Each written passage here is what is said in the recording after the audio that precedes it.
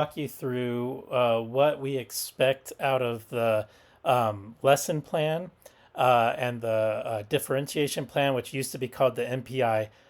So WIDA changed calling this from MPI, Model Performance Indicators, to it's really not specifically labeled right now, but it's a differentiation. And I think it's better with a new naming.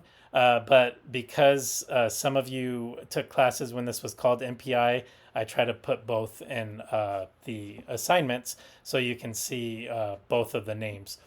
So if you go to the assignments tab and then go to lesson plan one, I'll talk you through the lesson, but you'll see we put like a plethora of different supports in there because we want you to succeed. In this video, I'm not going to be listing dates because I'd like to be able to use this in future semesters. So please look at the announcements tab of your semester and you'll see the specific date.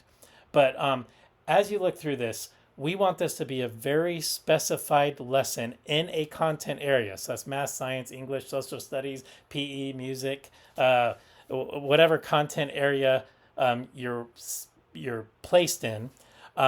But we want it to be differentiated and have language objectives for students who are CLD students. So what you will turn in will be the lesson plan, the differentiation plan, and any additional materials that you receive. And I'm going to let you read through that because I don't want to make this video super long. But these three things are what are necessary for the lesson plan assignment. I think all of your supervisors are going to want to see the lesson plan a day or two in advance, and I love it when a student hands me a physical copy of it so I can take notes during the lesson while the lesson's going on. It especially looks better in elementary classrooms to have a physical copy because the electronic students start wondering why the weird person at the back of the room is taking notes on a computer. So because the PSYOP lesson plan is necessary, I put that in highlighted so you could see it. And all of this is pretty common.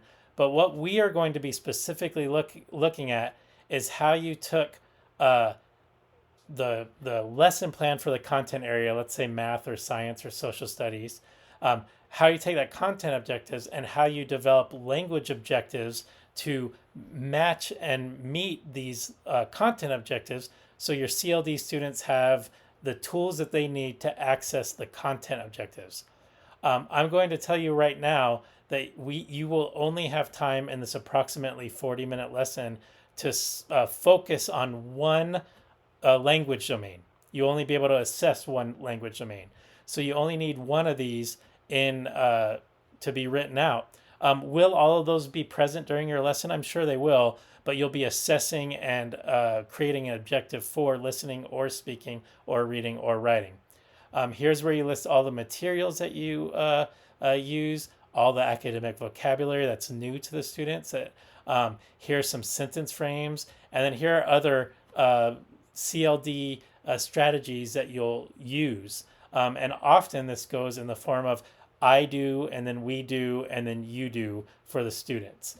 Look at your Bloom's taxonomy. I'll show you some supports we put for what level of questions.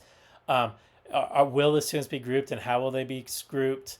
And then cultural content. And yes, we love cognates, but like, how are you going to specifically bring the students' funds of knowledge, the culture they bring from home into the lesson plan? That's what we're looking for here.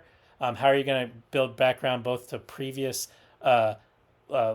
content and previous language objectives here? And then here's where you'd put the way the lesson goes, the presentation. Here's how you'll make the students practice the content and language objectives. And here's how you have the students review and assess the content and language objectives. I've noticed that students often leave the assessment out, but how do you know that each student, especially each CLD student for what we're looking for, attained the measurable objective you set forth? So that's the lesson plan that we're going to, and unless your mentor teacher specifically tells you not to use it, we will be using this lesson plan. We gave you the checklist that your supervisor will be looking at to rate you, and that's what this checklist is. Um, we gave you a sample lesson. So here's, oh, sorry, here's a rubric that we will use. And then I'm going to change the title of that. And then here's a sample lesson plan. And these aren't perfect, by the way. These are from former students. There is no perfect lesson, but they give you an idea of what we're looking for. And so that's what that is.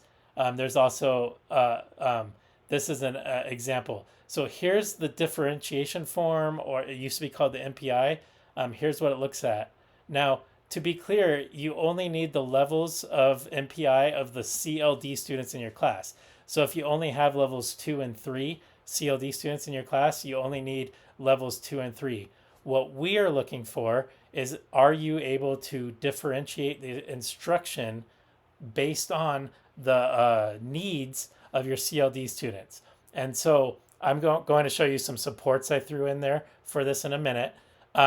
But it's also okay if it's relevant for your lesson to group. You might want to group levels 1 and 2, and then 3 by itself, and then 4 and 5 that should say level 5. You should want to group those. That's okay. But what we want to see is at least 2 different levels of differentiation, and we want to see those levels based on the students that you have sitting in front of you. So here's a connection to the language objectives and the content objectives. And here's what you're going to be using for the lesson. And then here's the MPI. And you should have had this in previous classes, but here's an example form. So here's a connection to the content. And here's the example of how the language will be used. And this particular teacher only has level 1 and level 4 students in their classroom. So that would be an example of an MPI form filled out. And then we have a bunch of examples because the MPI form is often what students struggle creating and that we have to give a lot of feedback on. What I'll show you here, and I use grades 4 and 5, but WIDA makes these can-do exercises for all grade levels K through 12. And so I just grabbed this one to show you one of the things that I think will help you write the MPI. So for the MPI form, let's say you're working, I'm going to say writing, I don't know. And you're working on writing, and you're going to use, I'm going to use explain instead of a recount. So you're wanting students to explain, and you're working on the domain of writing. I'm just making this up, but what I want to show you something. So look at this, producing short answer responses to questions using word or phrase banks. So you have a bank of words up there, and labeling charts. What I want you to notice is as it goes from level 1 to 6, and 6 they will have exited. So we don't focus on that very often because they'll be in, they won't have CLD services at that point. But like, look at how this goes from like taking words from a word bank and putting it in, labeling charts with that, right? Using key terms. So you might have key terms instead of all the words, and you're placing things in order. By level 3, they're connecting and answering how and why questions. There may be a sentence frame there, but do you see how the verbs are getting more complex? Presenting information is a lot more than connecting related ideas, right? Elaborating, you're getting more and more linguistically complex.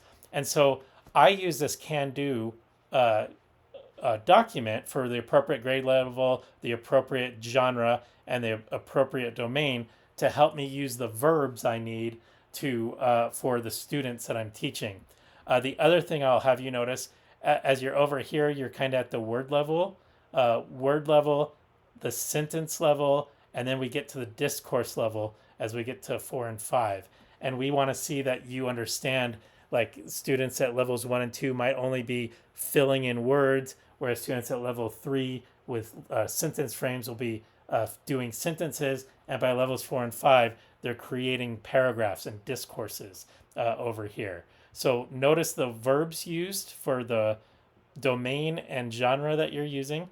Notice how they get more complex. Notice how they get more linguistically complex. Notice how they get also from word level to discourse level as they go from 1 to level 5. I just wanted you to see that in this particular document. I use that personally. Um, I also gave you, here's to show like some verbs that you might want to use, and these are based off of Bloom's taxonomy, which you probably, I'm assuming, that you've discussed in your classes.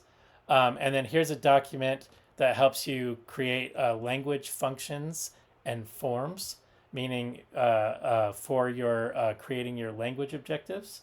And then there's a little look at this. We put in for you a formula to use, and some exemplars is the word I'm looking for to use. And then here's another document, just helps you understand content and language objectives, and another one as well.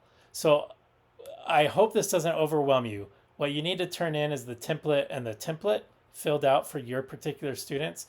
But all of these documents are here to support you and to help you. We as your supervisors are here to support and help you. And I'm hoping that seeing all these available resources in the assignment and the lesson plan assignments tab shows you that there's a myriad of supports for you.